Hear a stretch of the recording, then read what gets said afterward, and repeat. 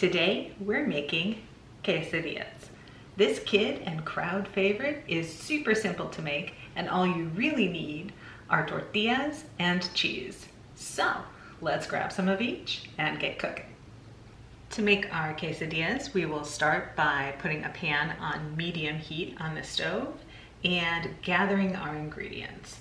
That will include tortillas. Of course, I'm using homemade flour tortillas here, but use whatever you've got, flour, corn, any kind of tortilla or wrap will do.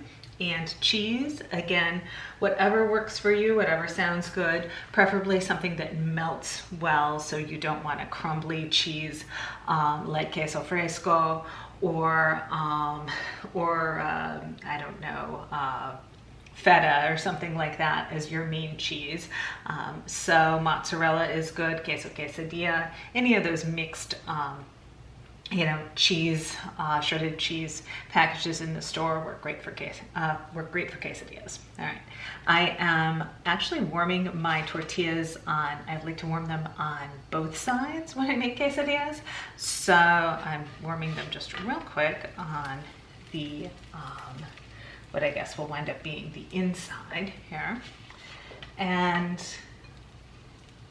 I might do this a little bit slowly as I talk, so I'm turning my heat down just a touch so they don't get too dark on the outside. While I narrate, I'm putting my cheese, and here we want a thin layer, at least a thin layer of cheese on adjacent to both tortilla surfaces.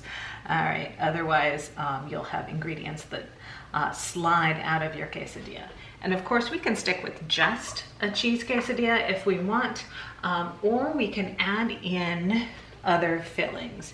And here anything goes as long as it's not too saucy or slippery, because if you put something like, I don't know, avocado or salsa, very much of it inside of your quesadilla, when you go to take that first bite, all your ingredients will kind of squirt out the side, and that is no fun. All right. I'm going to put a few bits of sliced tomato, again, not a lot, just because I don't want a super slippery quesadilla situation later. We can save the salsas for dipping or putting on top. And I'm going to put a few sliced chiles in here. I've got some habanero and some jalapeno, and I'm handling these right with my hands, but of course I will be sure to wash my hands before I touch my eyes, anything else like that. All right, so that's about as loaded as I'm going to let that quesadilla get. If I put too much else in it, it is going to fall apart when I try to eat it. Now, don't worry about little bits of cheese hitting the pan. Those will be tasty, crunchy edges to your quesadilla. In fact, there's a name for it. It's called frico, which comes from Italian. All right, and I'm going to put my other tortilla on top. So you see how I sprinkled some cheese on top of those fillings. We don't want to go non-cheese filling directly to tortilla, because that will not let your quesadilla meld together well. And now all we have to do is wait for the cheese to melt, flip it over, and then give it another couple of minutes at most on that other side. Again, I've turned my heat down from medium to medium-low.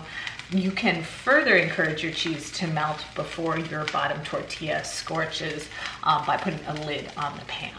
All right, so we're gonna come back to this when it is flipped and just about ready.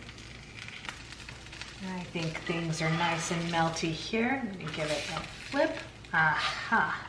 Nice and golden, but not too dark on the bottom, and little cheese crispies along the edge.